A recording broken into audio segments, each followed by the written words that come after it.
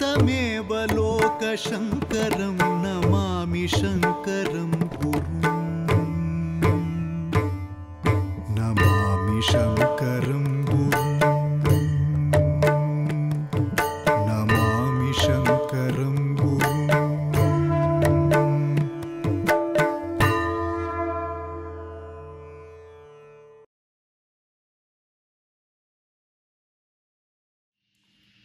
जय जय चिन्मुद्रकरे जय जय शृङ्गाद्रिविहरणव्यग्रे जय जय पद्मजजाये जय जय जगदम्ब शारदे सदये सदाशिवसमारम्भां शङ्कराचार्यमध्यमाम् अस्मदाचार्यपर्यन्तां वन्दे गुरुपरम्पराम् ఉభయ జగద్గురువుల పాదపద్మములకు సభక్తి శ్రద్ధంగా సాష్టాంగ ప్రణామాలను సమర్పించుకుంటూ మనము కమలజ దయితాష్టకంలోని 4వ శ్లోకాన్ని చెప్పుకోబోతున్నాం ఈరోజు. విద్యా ముద్రాక్షమాలామృతఘట విలసత్ పాణిపాథోజాలే విద్యాదాన ప్రవీణే జడ బధిరముఖేభ్యోపి శీఘ్రన్నతేభ్యః కామాదీనాంతరాన్ మత్ సహజరిపువరాన్ దేవి నిర్మూల్య వేగాత్ విద్యాం శుద్ధాంచ బుద్ధిం కమలజదయితే సత్వరం దేహి మహ్యం అనేది 4వ శ్లోకము. దీంట్లో విశేషించి 3 విషయాలు చెప్పబడున్నాయి. మొదటి పాదంలో అమ్మవారి యొక్క రూపం చెప్పబడింది.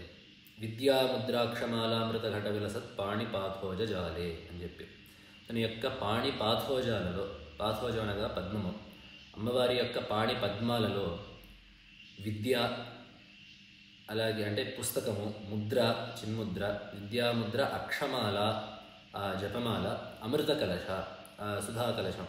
మనం ఇదివరకటి భాగాల్లో ఈ రూపం గురించి మనం చెప్పుకున్నాము. కాబట్టి ఈ 4 విషయాలని, ఈ 4 పదార్థాలని హస్తాల్లో ధరించుంది అమ్మవారు. అట్లాంటి పాణిపద్మాలు కలిగిన దానా అని మొదటి పాదంలో అమ్మవారి యొక్క రూపము, ఆ చేతుల్లో పట్టుకోబడిన ఆ విశేషాలు చెప్పున్నారు. అదేవిధంగా ఆ 2వ పాదంలో అమ్మవారి యొక్క మాహాత్మ్యము, అమ్మవారి యొక్క గొప్పతనము, అమ్మవారి యొక్క విద్యాప్రదాన దీక్ష చెప్పబడింది. విద్యాదాన ప్రవీణే జడ బధిరముఖేభ్యోపి శీఘ్రం నతేభ్యః, నమస్కరించిన వాళ్ళకి విద్యాదాన ప్రవీణే, చక్కటి విద్యను అనుగ్రహించడంలో నైపుణ్యము కలది. ఎట్లాంటి వాళ్ళకి?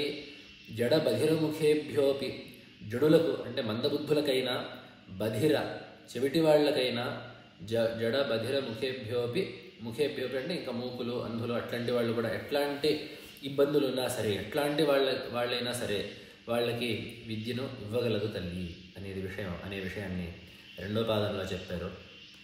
3వ విషయంలో మనస్సు యొక్క సంస్కారం గురించి చెప్పారు.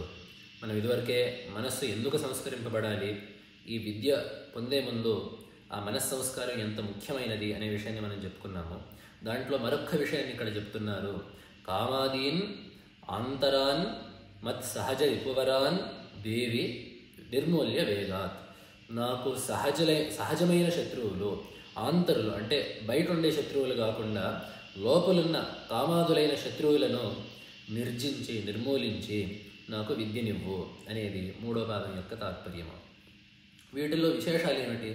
ఎందుకంటే మనం తెలుసుకోవాల్సిన ఒక విషయం ఏమిటంటే, ఇట్లాంటి స్తోత్రాల్లో, ఈ జగద్గురువుల యొక్క స్తోత్రాల్లో కానీ, భగవత్పాదుల యొక్క స్తోత్రాల్లో కానీ, మహాత్ముల స్తోత్రాల్లో కానీ విశేషణాలు ఊరికూరికినే వేయరు. ఏదో కొన్ని పాదాలని పూరించాలి, ఈ పాదాల్లో పదాలని నింపాలి కదా అని చెప్పి పదాలు వేయరు. వాటిని వేయడంలో ఒక గంభీరమైన అంతరార్థం ఉంటుంది. కాబట్టి ఏదో ఇక్కడ మొదటి పాదంలో ఊరికినే ఎదురుగా అమ్మవారు ఉంది కదా, ఆ అమ్మవారి యొక్క రూపాన్ని ఒక పాదంలో చెప్పేద్దాములే అనే ఉద్దేశము ఇట్లాంటి మహానుభావులకు ఉండదు. జగద్గురువులైన సచ్చిదానంద శివాభినవ నరసింహభారతి మహాస్వామి వారికి అసలే ఉండదు. కాబట్టి ఇట్లాంటి పదాలన్నిటికీ ఒక తాత్పర్యం ఉంటుంది. ఆ తాత్పర్యాన్ని మనం గ్రహించుకుంటే మరింత ఆనందాన్ని పొందుతాం. ఈ శ్లోకాన్ని చదివినప్పుడు మన కర్తవ్యాన్ని కూడా మనం తెలుసుకోగలుగుతాము. ఈ శ్లోకంలో మనకేం కనపడుతుందంటే, విద్యా ప్రదానము ఎలా జరుగుతుంది, ఒక సాధకుడికి విద్య రావాలంటే ఆ క్రమం ఏమిటి, ఉండాల్సిన సహకార సంపత్తి ఏమిటి, దాన్ని ఇచ్చే దేవత యొక్క లక్షణం ఏమిటి, ఈ విషయాలన్నీ ఈ శ్లోకంలో ఉపనిబద్ధమై ఉన్నాయి. ఎలాగా అని చెప్పంటే ఆ అమ్మవారి చేతుల్లో ఉండే వస్తువుల వెనకాల ఒక అంతరార్థం ఉంది. ఆ జపమాల కానీ, ఆ సుధాకలశం కానీ, ఆ చిన్ముద్ర కానీ, ఆ పుస్తకం కానీ ఒక్కొక్కటి ఒక్కొక్క విషయానికి సంకేతం. విద్యాభ్యాసంలో జ్ఞాన ప్రాప్తిలో ఒక్కొక్క అంశానికి ఈ 4 చేతులు పట్టుకున్న విషయాలు ఒక్కొక్కటి ఒక్కొక్క సంకేతము. ఈ విషయాన్ని జగద్గురువుల వారు కూడా మనకెన్నో అనుగ్రహ భాషణాల్లో తెలియజేశారు. ఏమిటి అని చెప్పంటే ఆ చిన్ముద్ర. ఈ చిన్ముద్ర గురించి మనం ఇదివరకే చెప్పుకున్నాము. ఇట్లా ఈ విధంగా ఉన్న చిన్ముద్ర ఈ త్రిగుణాలకి, త్రికాలాలకి, 3 అవస్థలకి, 3 శరీరాలకి ఈ జీవుడు అనేవాడు అతీతమై వాటిని అన్నింటినీ అతిక్రమించి దాటి ఈ పరమాత్మతో కలవడము అనేది చిన్ముద్ర యొక్క తాత్పర్యం. కాబట్టి చిన్ముద్ర సాధ్యమైన జ్ఞానానికి సంకేతం.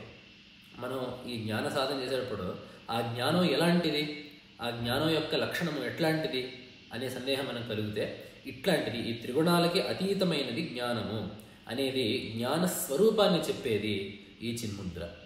అదేవిధంగా మరి ఆ జ్ఞానం రావాలంటే ఏం చేయాలి అని చెప్పంటే ఒక చేతిలో ఆ పుస్తకం పట్టుకొని ఉంటుంది. ఆ పుస్తకం శాస్త్రాలకు సంకేతం, శాస్త్రాధ్యయనానికి సంకేతం. ఎందుకంటే కేవలం జ్ఞానం అంటే ఆ జ్ఞానం ఎక్కడ ఆకాశం నుంచి ఊడిపడదు. ఆ జ్ఞానానికి ఎంతో పరిశ్రమ కావాలి, దానికి సాధన కావాలి, అధ్యయనం కావాలి. దాన్నే గురువులు కూడా, జగద్గురువులు కూడా చాలామందికి చెప్తుంటారు, అధ్యయనము అనుష్ఠానము ఈ 2 మన సంస్కృతికి సాంప్రదాయానికి 2 కళ్ళు. అధ్యయనము సాగుతూ ఉండాలి, అనుష్ఠానము సాగుతూ ఉండాలి. కాబట్టి ఆ చేతిలో ఉండే ఆ పుస్తకము ఆ అధ్యయనానికి సంకేతం. మన పురాణాలు, మన ఇతిహాసాలు, అదేవిధంగా ఆ న్యాయాది శాస్త్రాలు, న్యాయమీమాంసాది శాస్త్రాలు, వీటినన్నిటినీ చదివిన మనస్సుకి ఒక సంస్కారం ఉంటుంది. ఆ శాస్త్రాలని ఎరిగిన ఆ బుద్ధికి ఒక పదును ఉంటుంది. కాబట్టి అట్లాంటి ఉపకారము ఆ అధ్యయనం వల్ల ఉంది. అందుకనే మనకి వేదాంత జ్ఞానంలో శ్రవణ మనన నిధిధ్యాసనాల్లో శ్రవణానికి ఉపనిషత్తుల అధ్యయనం కావాలి, అదేవిధంగా రకరకాల వేదాంత గ్రంథాల యొక్క అధ్యయనం కావాలి. మననానికి న్యాయమీమాంసాదులు కావాలి. శ్రవణం అంటే మనం ఈ విషయం కూడా మనం ఇదివరకు చెప్పుకున్నాము. శ్రవణం అంటే గురుముఖతః వేదాంతం యొక్క ప్రమేయాన్ని తెలుసుకోవడము. ఉపనిషత్ మూలంగా, ఉపనిషత్ ద్వారా, గురుముఖతః ఆ రకరకాల గ్రంథాల ద్వారా కూడా ఆ వేదాంత ప్రమేయాన్ని తెలుసుకొని ఈ వేదాంతాల యొక్క తాత్పర్యము అద్వైతము అని చెప్పి తెలుసుకోవడము శ్రవణము. మననం ఏమిటి అని చెప్పంటే గురుముఖతః తెలుసుకున్నాక ఆ విషయాన్ని మనమే యుక్తులతో అనుచింతన చేసుకోవాలి. యుక్తిభిర్ అనుచింతనం మననం అని చెప్పి, ఇది తెలుసుకున్న విషయం, ఇది గురుముఖతః తెలిసిన విషయం, ఇది యుక్తియుక్తమా కాదా అని చెప్పి మనము తర్కబలంతో మళ్ళీ ఒకసారి తెలుసుకున్న విషయాన్ని దృఢపరచుకోవడము మననము. ఇక్కడ న్యాయమీమాంసల యొక్క సహాయము ఎంతో ఆవశ్యకము.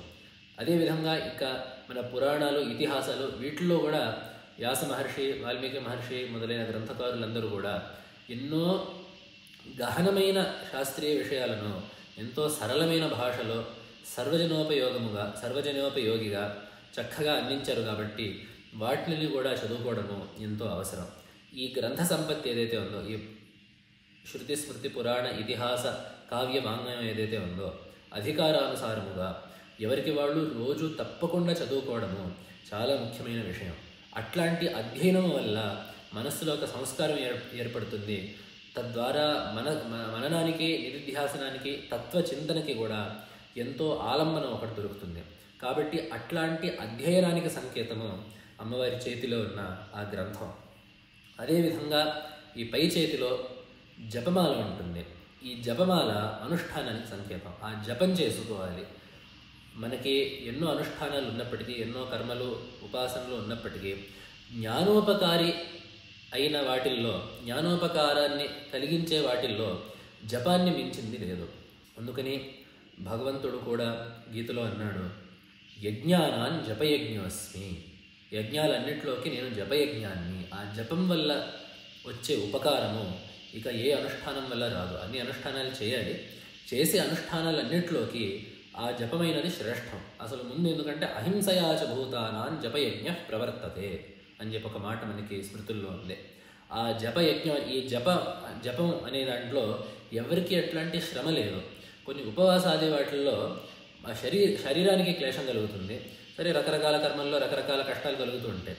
కానీ జపంలో మాత్రము అసలు ఎక్కడ ఏ రకమైన కష్టం, శారీరకమైన కష్టం మనకి ఉండదు, పరులకి ఉండదు. కాబట్టి ఆ జపయజ్ఞం, ఆ జపం అనేది అంత శ్రేష్టమైనది. పైగా ఈ కర్మ మార్గానికి జ్ఞాన మార్గానికి సంధి వంటిది ఈ జపం అనేది. ఉపాసనలు అనేవి కర్మయోగానికి జ్ఞానయోగానికి సంధి లాంటివి. ఒక రకంగా చూస్తే ఉపాసనం అనేది కర్మ, ఎందుకంటే దానికి ఒక పద్ధతి ఉంది, ఒక ప్రక్రియ ఉంది. అది ఆ ఉపదేశం పొందిన మంత్రాన్ని నిత్యం చేసుకోవాలి, దానికి ఒక పద్ధతి ఉంటుంది. కాబట్టి ఒక రకంగా చూసుకుంటే అది ఒక క్రియ కాబట్టి అది కర్మ. మరొక రకంగా చూసుకుంటే అది జ్ఞానకాండకి ఎంతో దోహదంగా ఉంటుంది. ఎందుకంటే ఆ మంత్రానికి ఒక అధిదేవత ఉంటారు, ఆ దేవతకు ఒక తత్వం ఉంటుంది. ఆ తత్వాన్ని మనసులో పెట్టుకోవడము, ఆ మనసు యొక్క ఏకాగ్రతని అలవర్చుకోవడము, ఇట్లాంటి విషయాలన్నీ కూడా మనకి జపం వల్ల కలుగుతాయి.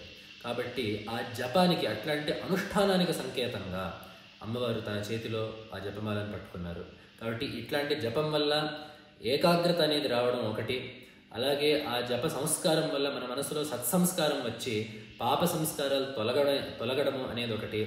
ఇంకా విశేషించి అనుష్ఠానం చేసే వాళ్ళకి ఆ ఉపాస్యమైన దేవత యొక్క తత్వాన్ని చింతన చేసుకుంటూ ఆ దేవతయే తమ అంతరాత్మగా, ఆ దేవత కంటే వేరే భేదం లేకుండా ఉండే విధంగా అనుష్ఠానం చేసుకోవడం వల్ల జ్ఞానకాండలో కూడా ఎంతో ఉపకారం కలుగుతుంది. అందుకనే మనకి ఉపనిషత్తులో కూడా ఒక మాట ఉంది, సర్వం కల్విదం బ్రహ్మ అని చెప్పి వచ్చి తజ్జలానితి శాంత ఉపాసీత అని చెప్పి ఒక మాట ఉంటుంది.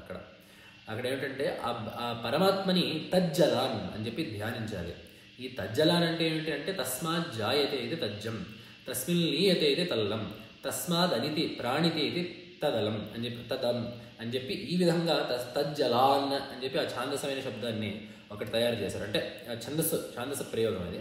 అట్లా ఆ శబ్దం తయారైంది. అంటే ఏమిటి, ఈ పరమాత్మ నుండే ఈ సకల సృష్టి ఏర్పడుతోంది, ఈ పరమాత్మ వల్లే ఈ సకల సృష్టి ప్రాణం పోసుకుంటోంది, పరమాత్మలోకే ఈ సకల సృష్టి లయమవుతోంది. దీన్నే మనకు తైత్తిరీయం యతోవాయుమాని భూతాన్ని జాయంతే ఏన జాతాన్ని జీవంతి యత్ ప్రయంతి అభిసంవిశంతి అని చెప్పింది.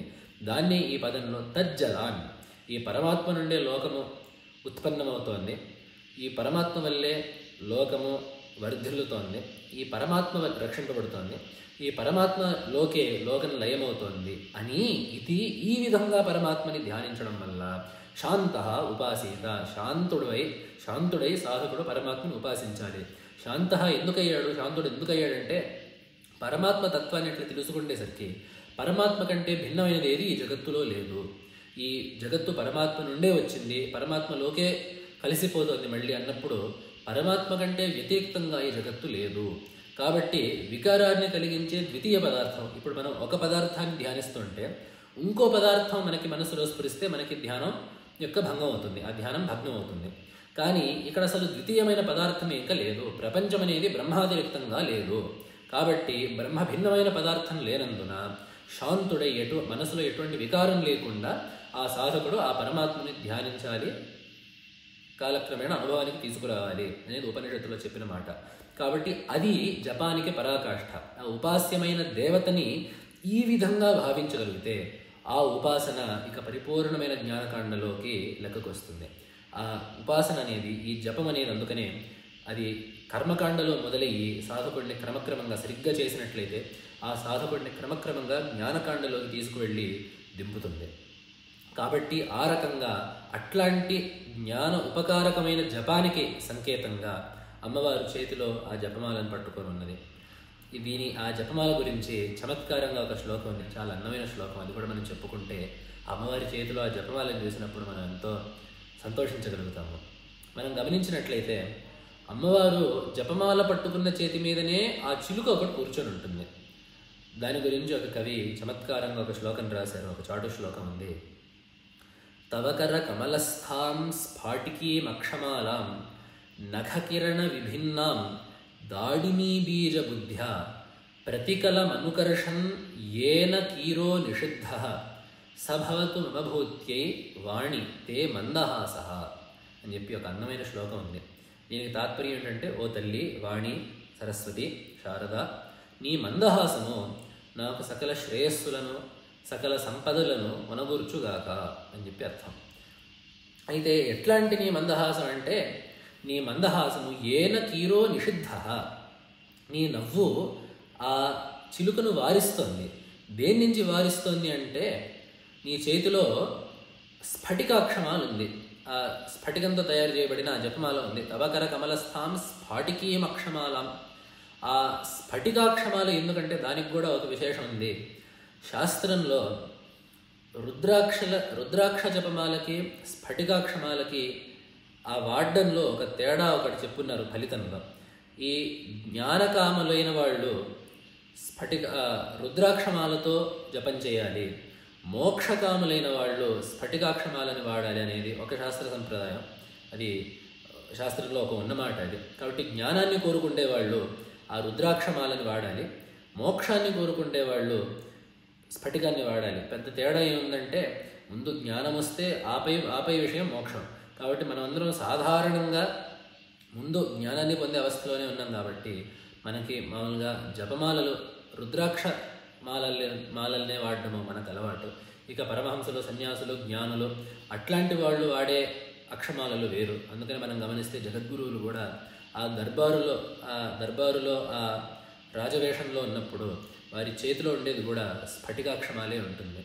కాబట్టి ఆ రకంగా అమ్మవారి చేతిలో ఉండేది కూడా స్ఫటికాక్షమాల.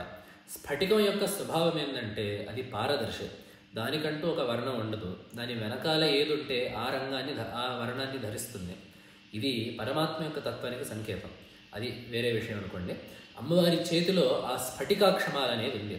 ఆ స్ఫటికాక్షమాల ఇప్పుడు మనం అన్నట్టు పారదర్శి, కానీ అమ్మవారు దాన్ని కెంగేల పట్టుకుంది. మనం చూడండి, ఆ మాట కెంగేల, కెంపు కై, ఆ ఎర్రని చేతిలో పట్టుకుంది అమ్మవారు.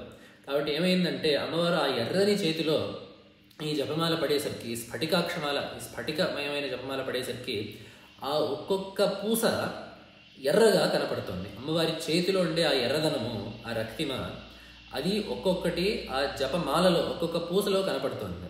కాబట్టి ఈ కీరం అంటే ఈ చిలుక ఏమనుకుందంటే, దాన్ని చూసి ఇవి స్ఫటికాలు కావు, ఇవి దానిమ్మ గింజలు అని చెప్పి అనుకుంది. ఒక్కొక్క స్ఫటికము, ఒక్కొక్క పూస పారదర్శిని, ఒక్కొక్క పూస అమ్మవారి చేతి యొక్క ఎర్రదనంతో కనపడేసరికి ఆ పాపం ఆ చిలుక దాన్ని చూసి ఇవి దాడిమ ఫలం యొక్క బీజాలు, ఇవి దానిమ్మ గింజలు అని చెప్పి అనుకుంది.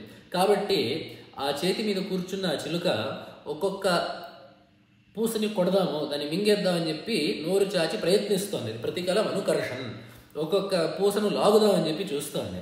అప్పుడు అమ్మవారు ఏం చేసిందంటే, ఆ చిలుకని చూసేసరికి అమ్మవారికి చాలా ముద్దు వేసింది. చాలా ముద్దుగా ఉండేసరికి అమ్మవారు ఆ నవ్వుతో ఆ కీరాన్ని వారించింది. ఆ నవ్వుతో, వద్దమ్మా, అట్లా వద్దు, అట్లా చేయొద్దు, ఇది జపమాల, దానిమ్మ గింజలు కాదు అని చెప్పి ఒక చిరునవ్వుతో ఆ చిలుకను వారించింది అమ్మవారు. అట్లాంటి నీ మందహాసము, ఏ చిరునవ్వుతోనైతే అట్లా భ్రమపడిన చిలుకను నువ్వు మళ్ళీ ఆ జపమాలను లాగకుండా నువ్వు వారించావో, అట్లాంటి నీ మందహాసము తల్లి నాకు శ్రేయస్సును కూర్చుగాక, సంపదలను కూర్చుగాక అనేది. ఈ శ్లోకంలో మనం గమనించినట్లయితే ఒక ధ్వని ఉంది ఈ శ్లోకంలో. ఏమిటంటే, ఆ చిలుక పరిస్థితే మనది కూడా. మనము ఇప్పుడు అనుకున్నట్లుగా మనం ప్రపంచాన్ని చూసి, మనము పరమాత్మని చూసి ప్రపంచం అని చెప్పి అనుకుంటున్నాము. ఎలాగైతే రజ్జును చూసి సర్పం అని చెప్పి కొంతమంది భ్రమపడతారో, ఎలాగైతే ముత్యపు చిప్పని చూసి అది రజతం అని చెప్పి భ్రమపడతారో, అదేవిధంగా మనము పరమాత్మని చూసి మనం జగత్ అని భ్రమపడుతున్నాము.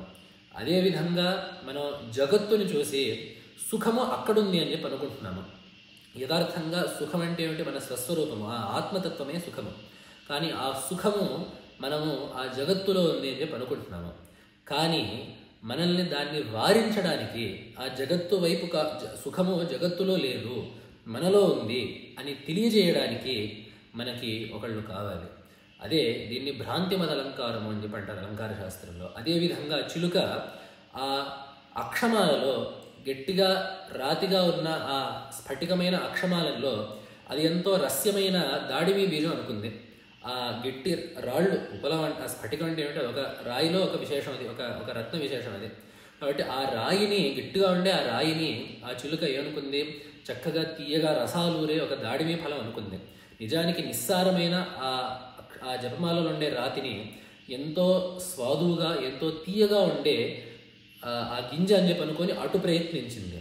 కానీ అది భ్రాంతి. అదేవిధంగా జీవుడు కూడా నిజానికి ఆత్మలో ఉండే సుఖాన్ని ప్రపంచంలో ఉంది అని చెప్పి అనుకొని ప్రపంచం వైపు సుఖం కోసం ప్రవర్తిస్తూ ఉంటాడు జీవుడు. కానీ అక్కడే ఏం కావాలంటే ఒక గురువు, ఒక దేవత యొక్క అనుగ్రహం కావాలి. ఆ అనుగ్రహం వల్ల మళ్ళీ దాని నుంచి మనం వినుతిరగాలి. దాన్ని అంతఃప్రవృత్తి అని చెప్పంటారు. కశ్చిత్ ధీర ప్రత్యేగాత్మానం ఐచ్చన్ ఆవృత్త చక్షు అని చెప్పి అంటారు. ఆ దృష్టి బయట కాకుండా లోపలికి వెళ్ళాలి. అదే ప్రత్యేగాత్మానం ఐచ్చన్, లోని ఆత్మను కోరాలి తప్ప ఆ బయటి ప్రపంచాన్ని కాదు. అదేవిధంగా ఇక్కడ ఏమైందంటే, ఎలాగైతే అమ్మవారు ఆ చిలుకను నువ్వు అనుకున్నట్లుగా ఈ దాడిమి బీజం కాదు, ఈ దానిమ్మ గింజ కాదు, కాబట్టి నువ్వు అటువైపు నీ ప్రయత్నాన్ని మానుకో అని చెప్పి అమ్మవారు ఆ లేనవ్వుతో, లేనవ్వు ఏమిటి, ప్రసాదానికి సంకేతం. మనం ప్రసాదం అంటే మనం రెండు విధాలుగా వాడుతుంటాం, అనుగ్రహం అని చెప్పి వాడుతూ ఉంటాము. కానీ నిజానికి ప్రసాదము అంటే అది అంటే సంతోషం అని చెప్పి అర్థం. ప్రసాదం అంటే అనుగ్రహం అని చెప్పి కూడా అర్థం ఉంది, కానీ మామూలుగా ప్రసాదం అంటే ఆనందం అని చెప్పి అర్థం. కాబట్టి ఎలాగైతే అమ్మవారు ఆ చిరునవ్వుతో, ఆ ప్రసాదముతో కూడిన ఆ చిరునవ్వుతో ఎలాగైతే ఆ భ్రమపడిన ఆ చిలుకను అమ్మవారు వారించి యథార్థాన్ని ఎరిగించిందో, అదేవిధంగా గురువు, ఆ దేవత, ఆ గురు రూపంగా ఉన్న ఆ దేవత కూడా మనల్ని అదేవిధంగా ఈ ప్రపంచం పట్ల బహిర్ముఖమైన ప్రవృత్తి నుండి వారించి మనకి ఆ అంతఃప్రవృత్తిని కలిగిస్తారు. కాబట్టి ఇట్లాంటి చక్కని ఒక అందమైన శ్లోకము ఒక కవి మనకు అందించారు. కాబట్టి అట్లాంటి అక్షమాలను, ఈ చిలుకకి అట్లాంటి భ్రమను కలిగించిన అక్షమాలను అమ్మవారు ఒక చేతిలో పట్టుకొని ఉంటుంది, జపమాలని. అది అనుష్ఠానానికి సంకేతం. ఇక చివరిగా ఒక చేతిలో ఆ అమృత కలశం ఉంటుంది. ఆ అమృత కలశము ఆనందానికి సంకేతం. అంటే ఈ జ్ఞానము వల్ల, ఈ చేతిలో ఉండే పుస్తకంతో అధ్యయనం చేసి, ఆ జపమాలతో అనుష్ఠానాన్ని చేసి, ఈ అధ్యయన అనుష్ఠానాల ద్వారా చిన్ముద్ర ద్వారా సూచింపబడిన జ్ఞానాన్ని పొందినట్లయితే, ఈ రెండు చేతుల ద్వారా సూచింపబడిన అధ్యయన అనుష్ఠానాలతో చిన్ముద్ర చేత సూచింపబడిన జ్ఞానాన్ని పొందినట్లయితే అఖండమైన ఆనందం కలుగుతుంది. స్వస్వరూపంలో ఉండే ఆనందాన్ని కలుగుతుంది. ఆ ఆనందానికి సంకేతమే ఆ అమృతం. అమృతమే ఎందుకు అని చెప్పంటే, అమృతం రెండింటికి సంకేతము. అమృతము తీయగా ఉంటుంది కాబట్టి ఆనందానికి సంకేతం. అదేవిధంగా మరణాన్ని వారిస్తుంది కాబట్టి దీర్ఘకాలానికి సంకేతం. అందుకనే చిరకాలమైన ఆనందాన్ని, ఇప్పుడు ఏదో క్షణికమైన ఆనందాలకి వేరే ఉదాహరణలు ఇస్తుంటారు. మామూలుగా క్షణికమైన ఆనందాలకి ఈ స్రక్కు, చందనము మొదలైనవి చెప్తుంటారు. ఎలాగైతే ఒక పూమాల, ఆ పూమాల ఒక పూట వేసుకుంటే బాగా ఆనందంగా ఉంటుంది, సుగంధాలుగా ఉంటుంది, బాగా చూడడానికి కళకళగా ఉంటుంది. కానీ ఒక్క గడియ ఆగామంటే ఆ పువ్వులన్నీ వాడిపోతాయి. కాబట్టి అది క్షణికమైన ఆనందం. అమృతాన్ని మాత్రము దీర్ఘమైన ఆనందానికి వాడతారు, సుదీర్ఘకాలం ఉండే ఆనందానికి వాడతారు. అందుకని ఇంద్రాదులు కూడా ఆ అపామసోమ అమృతాభూమ మొదలైన వేదవాక్యాలు కూడా అదే కనపడుతుంది. అట్లాంటి యాగాలు చేయడం వల్ల అమృతాన్ని పొంది దీర్ఘకాలమైన ఆనందాన్ని ఆ ఇంద్రాదులు పొందుతున్నారు అని చెప్పి ఉంది. కాబట్టి ఆ స్వస్వరూపమైన ఆనందం ఎట్లాంటిదంటే, అది ఇంకా చిరకాలంగా ఉండే ఆనందం. అది తగ్గే ఆనందం కాదు, అది క్షయించే ఆనందం కాదు, అక్షయమైన ఆనందం. అట్లా ఆనందము అదేవిధంగా చిరకాలంగా ఉండడము అనే దానికి ఆ చిహ్నము ఆ అమృత కలశం. అట్లాంటి ఆనందము మనం ఈ జ్ఞానం ద్వారా పొందినట్లయితే ఆ మోక్ష స్థితిలో, మోక్షావస్థలో అట్లాంటి జ్ఞానము మనకి లభిస్తుంది అనేది ఆ అమృత కలశం చెప్తోంది. కాబట్టి జ్ఞాన సాధనలు, జ్ఞానము, జ్ఞానం యొక్క ప్రయోజనము, ఆ ఫలితము ఎట్లాంటిది, ఇవన్నీ కూడా అమ్మవారి చేతుల్లో ఉండే పదార్థాల ద్వారానే మనకి తెలియబడుతుంది. కాబట్టి ఇప్పుడు మరి ఇట్లాంటి విద్య ఎవరికి వస్తుంది? ఇప్పుడు అట్లాంటి విద్య పొందాలంటే అక్కడక్కడ కొన్నప్పుడు ఆ విద్యని మనం పొందాలంటే దానికి సామగ్రి సరిగ్గా ఉంటుంది. విద్య పొందడానికి సామగ్రి మనకి రెండు విధాలు, అంతఃకరణము, బహిష్కరణములు అని చెప్పి. బాహ్యకరణములు, అంతఃకరణము అని చెప్పి రెండు ఉన్నాయి. ఈ బాహ్యకరణాలు ఏమిటంటే చెవి, నోరు, ముక్కు, కళ్ళు, ఇట్లాంటివన్నీ. పుస్తకం చూడాలంటే కళ్ళు కావాలి, మాట్లాడాలి, పరిప్రశ్న చేయాలంటే నోరు కావాలి, గురువుగారు చెప్పిన మాటలను వినాలంటే చెవులు కావాలి. ఇట్లాంటి బాహ్య సంపత్తి అంతా కావాలి. అదేవిధంగా ఆంతరమైన సంపత్తి కొంత ఉంది, అంతఃకరణం. అదే ఇప్పుడు చెప్పిన దాన్ని అర్థం చేసుకోగలిగే పదునైన బుద్ధి కావాలి, చదివిన దాన్ని అర్థం చేసుకోగలిగే ఆ తీక్ష్ణమైన బుద్ధి కావాలి. అందుకని మనకి వేదంలో కూడా చెప్తున్నారు, ఉపనిషత్తులో కూడా చెప్తున్నారు, దృశ్యతే త్వగ్ర్యయా బుద్ధ్య అని. ఆ అగ్రియమైన బుద్ధి ఉండాలి, తీక్ష్ణమైన బుద్ధి ఒకటి ఉండాలి ఈ ఆత్మతత్వాన్ని తెలుసుకోవాలంటే. కాబట్టి అట్లాంటి తీక్ష్ణత కలిగిన మనస్సు, అదేవిధంగా ఆ గ్రహణధారణ పటువైన మనస్సు కావాలి. చెప్పిన విషయాన్ని గ్రహించి దాన్ని గుర్తుపెట్టుకొని దాన్ని మనస్సులో పెట్టుకుండే ఒక సామర్థ్యం ఒకటి కావాలి. కాబట్టి ఇట్లాంటివన్నీ పుణ్యం వల్ల లభిస్తాయి. అమ్మవారి యొక్క ఒకవేళ మనకి ఇట్లాంటి విషయాలు ఒకవేళ ఎక్కడైనా కొంత వైకల్యాలు సాకల్యం కావాలి, ఒకవేళ వైకల్యం ఉంటే అమ్మవారి ప్రసాదం వల్ల ఆ లోపాన్ని తొలగించుకోవచ్చు. అందుకని చెప్తున్నారు, విద్యాదాన ప్రవీణి, అమ్మవారు ఎవరికైనా విద్యను ఇవ్వడంలో ఆరితేరినది. జడ బధిరముఖేభ్యోపి, వాళ్ళు జడులు అంటే ఏమిటి, మనస్సు బుద్ధి మందంగా ఉంది. మనం ఇప్పుడే అనుకున్నట్లుగా ఆ చెప్పిన విషయాన్ని తొందరగా గ్రహించలేకపోతారు కొంతమంది, లేదా చెప్పిన విషయాన్ని గుర్తుపెట్టుకోలేకపోతారు. అట్లాంటి మనోదోషాలు, ఆ బుద్ధిలో మనస్సులో అట్లాంటి దోషం ఉండే వాళ్ళని జడులు అని చెప్పి అంటారు. అట్లాంటి వాళ్ళకైనా సరే అట్లాంటి దోషాలని పోగొట్టి విద్యను ఇవ్వగలదు. అలాగే జడ బధిర ముఖేభ్యోపి, బధిరులు మొదలైన వాళ్ళు అంటే బధిరులు, మూకులు, అంధులు, చెవిటి వాళ్ళు, వినలేని వాళ్ళు బధిరులు, వాళ్ళకు కూడా విద్యను ఇవ్వగలదు అమ్మవారు. చూడలేరు, వాళ్ళకు కూడా ఇవ్వగలదు. అలాగే మాట్లాడలేరు, అట్లాంటి మాట్లాడలేరు ఎందుకంటే పరిప్రశ్న చేయడానికి. గురువుగారు ఒక మాట చెప్పాక మనకి ఇది అర్థం కాలేదనో, ఇది అర్థమైందనో, లేదా ఒక సంశయం ఉందనో చెప్పడానికి నోరు అనేది ఒకటి కావాలి, ఆ వాగింద్రియం ఒకటి కావాలి, అవికలమైన వాగింద్రియం ఒకటి కావాలి. కాబట్టి అట్లాంటి వాగింద్రియాన్ని కూడా అమ్మవారు మనకి ప్రసాదిస్తుంది. కాబట్టి అట్లాంటి సామర్థ్యం అమ్మవారికి ఉంది. అదేవిధంగా చివరి మాట, కామాదీన్ ఆంతరాన్ మత్ సహజరిపువాన్ దేవి నిర్మూల్య వేగాత్. ఇక్కడ నిర్మూల్య అని చెప్పి ల్యబంతం ఆడారు.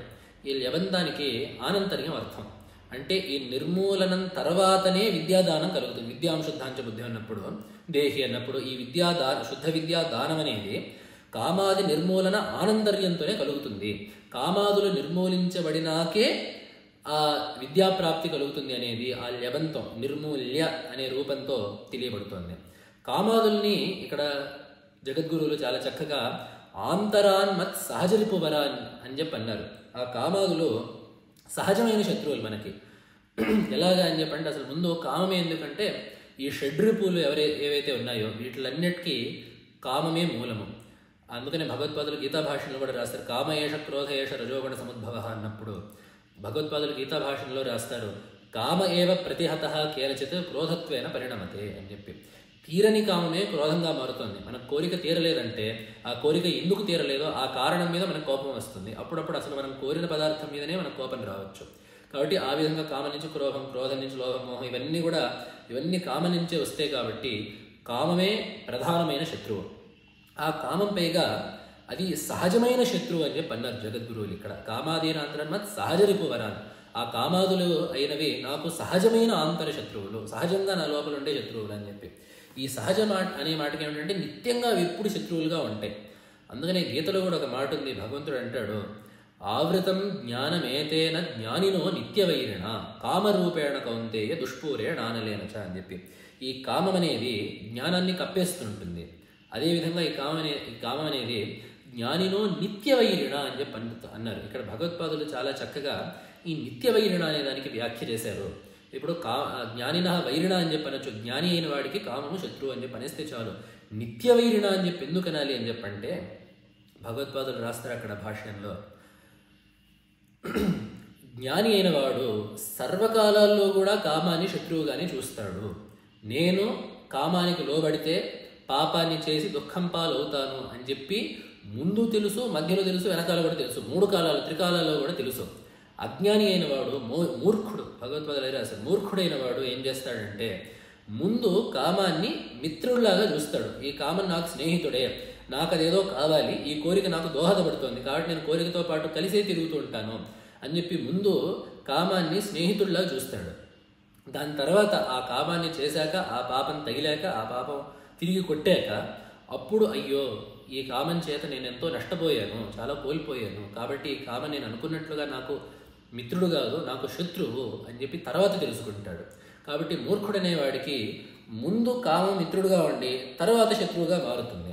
జ్ఞానికి మాత్రము 3 కాలాల్లోనూ ఆ కామం అనేది శత్రువుగానే కనపడుతుంది. కాబట్టి అట్లాంటి జ్ఞానిను నిత్యవైరిణ కామేన అని చెప్పి. కాబట్టి అట్లాంటి కామము, అట్లాంటి శత్రువైన కామము మన మనస్సులో కూర్చొని ఉంది. కాబట్టి అట్లాంటి కామాన్ని, అలాగే ఆ కామం ద్వారా పుట్టే ఆ క్రోధలోభ మోహ మదమాత్సర్యాది దోషాలను కూడా తొలగించమని చెప్పి జగద్గురువులు ఈ శ్లోకంలో కోరారు. కాబట్టి అట్లాంటి శత్రువుల్ని తొలగించి నాకు శుద్ధమైన విద్యను శుద్ధమైన మనస్సును వేగముగా ఇవ్వు తల్లి అని చెప్పి గురువుగారు కోరుకున్నారు. అట్లాంటి ప్రార్థనను మనం కూడా అమ్మవారి దగ్గర చేద్దాము. ఈ వచ్చే శ్లోకంలో మనము జీవితంలో ఏం సాధించాలి, మన జీవితాన్ని సఫలం చేసుకోవాలంటే కావాల్సిన సామగ్రి ఏమిటి, మనం జీవించాల్సిన విధానంలో ఏమేం కోరుకోవాలి, తద్వారా ఎట్లాంటి ప్రయోజనాలని పొందాలి అనేది జగద్గురువులు వచ్చే శ్లోకంలో సెలవిచ్చారు. దాన్ని మనం వచ్చే సంచికలో చూద్దాం. నమః శంకరాయ. నమామి శంకరం గురుం.